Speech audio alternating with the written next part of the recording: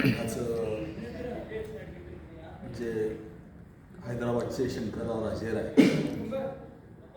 एक जागीरदार होते आणि त्यांना त्यावेळी कुष्ठरोग आणि ब्रह्मसंबंध अशा इतर काही व्याधी झाल्या होत्या आणि त्या व्याधी त्यावेळच्या वैद्यांकडून किंवा कोणत्या हाकिमाकडून कमी झाल्या नाही आणि त्यामुळं त्यांनी तीर्थयात्रा करण्याचा निर्णय घेतला. वेगवेगळ्या ठिकाणी ते तीर्थयात्राला गेले, त्यात काशीला गेले आणि तिथून मग ते इकडं गाणगापूरला आले आणि गाणगापूरला अनुष्ठान चालू केलं. आणि तेव्हा त्यांना एक स्वप्न दृष्टांत झाला की मी अक्कलकोटातही येईल. त्या आल्यावर कळालं की स्वामी महाराज हेच दत्तरूप आहे. त्यांनी भक्तांसमोर एक संकल्प केला की जर माझी व्याधी बरी झाली तर मी काहीतरी ठेवेल. भक्त म्हणाले 2000 रुपये द्या. ते म्हणाले की मी 10,000 रुपये देतो. आणि त्यावेळी स्वामी महाराज वडाखाली बसले होते. तिथून ते उठले आणि शेख नुरुद्दीन बाबांच्या दर्ग्याकडे चालते झाले आणि जाताना मध्ये एक कब्रस्तान लागतं आहे. तिथं त्यांनी आपली छाटी टाकली, अंगावर छाटी असते ती टाकली आणि दर्ग्यावर बसले थोडा वेळ आणि परत निघाले. त्यावेळी येताना त्यांनी शंकररावांना कडुलिंबाचा पाला आणि मिरे खायची आज्ञा केली आणि ते खाण्यास सुरुवात केली. त्यांनी मग 8-10 दिवसामध्ये गुण आला त्यांना आणि कुष्ठरोग कमी होऊ लागला, बाकीच्या व्याधी कमी होऊ लागल्या आणि मग ते हैदराबादला गेले. येताना 10,000 रुपये घेऊन आले. त्यावेळी सुवर्णमुद्रा होत्या त्या रुपये म्हणजे. आणि मग ते स्वामी महाराजांच्या चरणी वाहते झाले. तेव्हा महाराज म्हणाले मला हे काय करायचं आहे, गावाबाहेर राम मंदिर आहे, त्या राम मंदिराच्या बाजूला माझ्या पादुकांची स्थापना कर आणि मठ बांध. तर लोक म्हणाले भक्त त्यावेळेचे की हे गावाच्या बाहेर आहे, फार लांब होते, आपण गावातच बांधूया. पण महाराज ऐकले नाहीत कोणाचं. ते म्हणाले हे माझं विश्रांती स्थान असेल आणि मठ तिथंच बांधायचा. आणि मग त्यांच्या इच्छेनं आणि आज्ञेनं तिथं काम चालू झालं.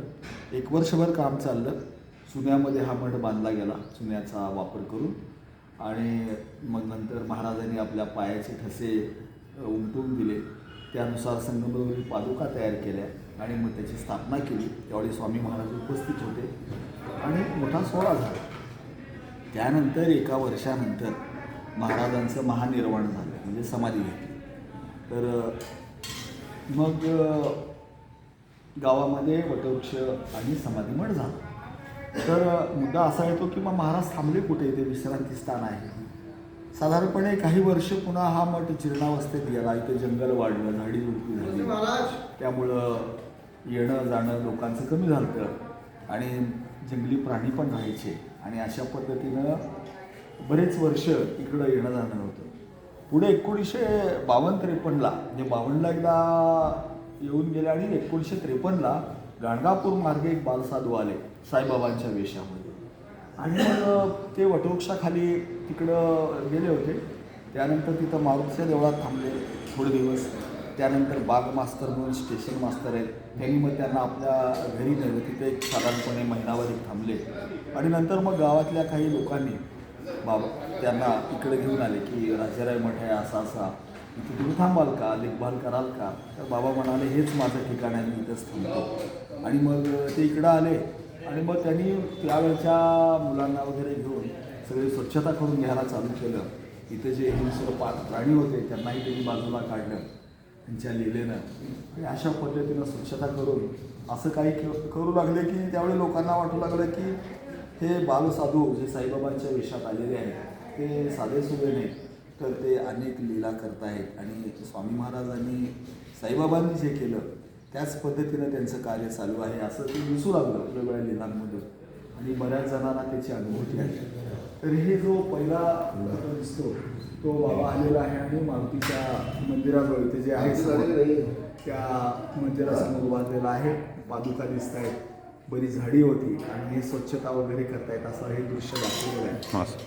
तर या दृश्यामधून दिसेल की पादुका आहेत आणि लोक स्वच्छता करतायत आणि अशा पद्धतीनं मठाची या ठिकाणी जीर्णोद्धाराची सुरुवात त्या काळी महाराजांनी चालू केली आणि त्यांना सद्गुरू बेलानाथ महाराज या नावानं संबोधलं गेलं. अर्थात हे देखील नाव त्यांनी ठेवलं नाही, भक्तांकडूनच ठेवलं गेलेलं आहे.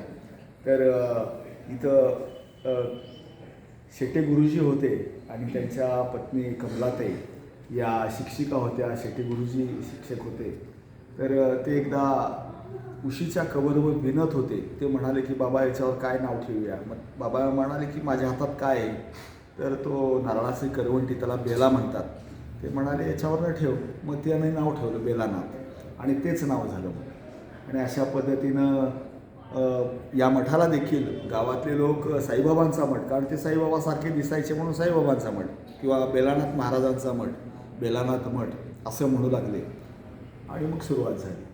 पण बऱ्याच वेळेला काय होतं की संत आल्यानंतर लोकांना वाटतं की हे खरंच आहेत की नाही, आणि मग शंका घ्यायला चालू होतात. कुणी काय म्हणतंय, कुणी काय. मग असं काही लोकांनी म्हटलं की हे बाबा म्हणजे हे नसून हे बहुतेक गुप्तहेर आहेत, पाकिस्तानचे असू शकतील, आणि त्यामुळं आपण चौकशी करून घ्यावी म्हणून त्यांनी सरकारला पत्र लिहिलं त्यावेळेच्या काही प्रतिष्ठित लोकांनी. आणि मग सरकारकडून काय झालं, एक कमिशन बसवलं. आणि मग काही इन्स्पेक्टर, पोलीस शिपाई तर राहायला लागले की नेमकं इथं काय चालतं या ठिकाणी ते बघण्याकरता. आणि मग बाबा म्हणाले की मला तर माझं नाव नाही, काही नाही, माझे आई वडील माहीत नाहीत मला, त्यामुळं तुम्हीच तसा शोध घ्या कुठे आहेत ते आणि बघा म्हणले. आणि मग अशा पद्धतीनं काही दिवस गेले. आणि बाबा एक दिवस बाहेर गेले होते. त्यावेळी इथे एक पर्णकुटी होती आपल्या मठामध्ये. पर्णकुटी म्हणजे झोपडी वजा बांधलेली ती दिसते ती, आणि त्यात विठ्ठल रुक्मिणीची मूर्ती होती. तर दररोज तिथं पूजा वगैरे चालायची. मग एक दिवस बाबा बाहेर गेले होते आणि मग हे इन्स्पेक्टर आतमध्ये गेले बघायला. आणि गेल्यानंतर त्यांना असं दिसलं की त्या मूर्तीतून, रुक्मिणीच्या मूर्तीमधून स्वतः एक रुक्मिणी माता प्रगटली आणि ती झाडू लागलेली आहे पूर्णकुटी. ते दृश्य बघितल्यावर ते घाबरले आणि त्यांना वाटलं की हे काहीतरी अद्भुत आहे. आणि ते बाहेर आले. आणि नंतर तेवढ्यात बाबा आले. आल्यानंतर त्यांनी साष्टांग नमस्कार केला आणि म्हणलं की बाबा आमचं चुकलं, मी काही हे करत नाही, आम्ही जातो आणि आम्हाला कळलेलं आहे. आणि अशा पद्धतीनं त्या सब इन्स्पेक्टरनी, सगळ्या पोलीस विभागाने नमस्कार करून ते गेले आणि काय अहवाल द्यायचा दिले. ते दृश्य ह्या फोटोमध्ये आपल्याला दिसतं. त्यानंतर इथं कुंभारी म्हणून गाव आहे सोलापूरजवळ. तर त्या कुंभारीला कुंभार धोंड्या म्हणून एक असा व्यक्ती होता की तो काय करायचा की श्रीमंताची लूट करायचा आणि गरिबांना ते वाटायचा. श्रीमंतांवर दरोडा टाकणे करणे आणि गरिबांना वाटायचं. त्याच्याकडं रायफल वगैरे काय होत्या. आणि इथे जे आहे मुंबईचे चित्रकार केरकर म्हणून होते. तर चित्रकार होते. त्यांना त्या चित्रकारांकडून बाबांना स्वामी महाराजांचे चित्र काढून द्यायचं. ते म्हणाले मग मला फोटो वगैरे पाहिजे. ते म्हणले नाही, मी बसतो आणि मला म्हणून मी चित्र काढलं. आणि बाबा बसले एकीकडं आणि दुसरीकडं त्यांनी ते पोर्ट्रेट तयार केलं. आणि बाबांकडं बघत त्यांनी चित्र काढले. ते हुबेहूब स्वामी महाराज, म्हणजे त्यांना काय दिसत होतं बाबांमध्ये, पण त्यांना वेळ लागला चित्र काढायला. असं म्हणतात की 8-10 दिवस लागले चित्र काढायला. तर हे फोटो जो आहे तो गाभाऱ्यात लावला आहे. तर खाली लिहिलंय बघा, बाबांच्या समोर बसून काढला. तर अशा पद्धतीनं ते स्वामी महाराजांचा फोटो ते MS केरकरांकडून काढलेला आहे. याच्या व्यतिरिक्त आतमध्ये देवखोलीत देखील काही वेगवेगळे फोटो त्यांनी काढलेले, चित्र काढलेले, ती बघण्यासारखी. कृष्ण अर्जुनाचा आहे, स्वामी महाराजांचा आहे, आणखी काही आहेत आतमध्ये तुम्ही. त्याच्यानंतर बेंगलोरमध्ये आपल्या इथल्या काही भक्तांना, एका भक्ताला त्याची इच्छा झाली की मला असं विश्वरूप दर्शन व्हावं. आणि लगेच मग बाबांनी ते दाखवलं की विश्वरूप कसं असतं ते त्याच्या ह्याच्यामध्ये. ते विश्वरूप दर्शनाचं दृश्य आहे त्या ठिकाणी. त्यानंतर बेंगलोरच्या एक भक्त होत्या जेट्टी म्हणून. त्या जेट्टी आईंना बाबांनी कृष्ण रूपामध्ये हे दर्शन दिलं. त्या कृष्ण भक्त होत्या आणि कृष्ण रूपामध्ये त्यांना दर्शन दिलं बाबा. त्यानंतर बेंगलोरचे रामन म्हणून कॅप्टन होते मिलिटरीमधले. त्यांच्या घरी काही दिवस राहिले होते आणि बाबा मग त्यांना घेऊन जंगलामध्ये जायचे. तर त्यांना जंगलात गेल्यावर ते नागांशी वगैरे बोलायचे, असं काहीतरी असायचं. पण त्यांना वाटलं की अरेच्या नेमकं काय. तर एक दिवस ते म्हणाले रामांना की जा तू त्यांच्याशी बोल म्हणले. आणि खरंच त्या ठिकाणी एक नाग होता. आणि मग त्यांनी बाबांनी काय सांगितलं ना तसंच ते बोलले. तर त्या नागाला तिच्या नावानं हाक मारायचं आणि त्याच्याशी बोलायचं. आणि अशा पद्धतीनं ते झालं त्या ठिकाणी. हे बाबा आणि नंतर मग बेंगलोरच्या एका फादर होते बेंगलोरच्या चर्चमध्ये. त्यांना काही इच्छा होत्या त्यांच्या. ते बाबांकडे आले की मला असं असं भाव वाटते. मग बाबांनी त्यांना नाशिकला घेऊन गेले, नाशिकला त्र्यंबकेश्वरला. आणि त्या ठिकाणी जे विधी करतात ती विधी करायला लावली त्यांच्याकडून. अर्थात हे सगळं हे होतं की त्याला सांगितलं की हे सगळं एकच आहे अशा पद्धतीनं.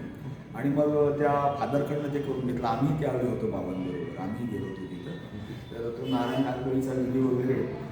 अर्थात बाबांना ते काही नव्हतं, परंतु त्या फादरला सांगायचं होतं की हे बघ हे पण असतंय असं. तर ते दाखवलं आणि नंतर त्या फादरचं कल्याण झालं. त्यानंतर हे पुण्याचे मुळे बंधू आहेत, आपल्याकडे येतात त्यांचे अभिजित मुळे, शैलेश मुळे, नितीन मुळे वगैरे, उमेश मुळे वगैरे. तर हे सर्वांचे की वडील आहेत, 3 बंधू आहेत त्यांचे. तर त्या तिघांना उपदेश केला बाबांनी. हे दृश्य आहे त्यांची फॅमिली सगळी होती. त्यानंतर विनय कृष्णमूर्ती म्हणून आहेत, त्यांचे वडील कृष्णमूर्ती. तर तेही दूध डेअरीमध्ये मोठ्या हुद्द्यावर होते. त्यांना साईबाबांचं वेड होतं, म्हणजे साईबाबांना वगैरे जायचे. तर बाबांनी त्यांना साईबाबाच्या रूपामध्ये दर्शन दिले.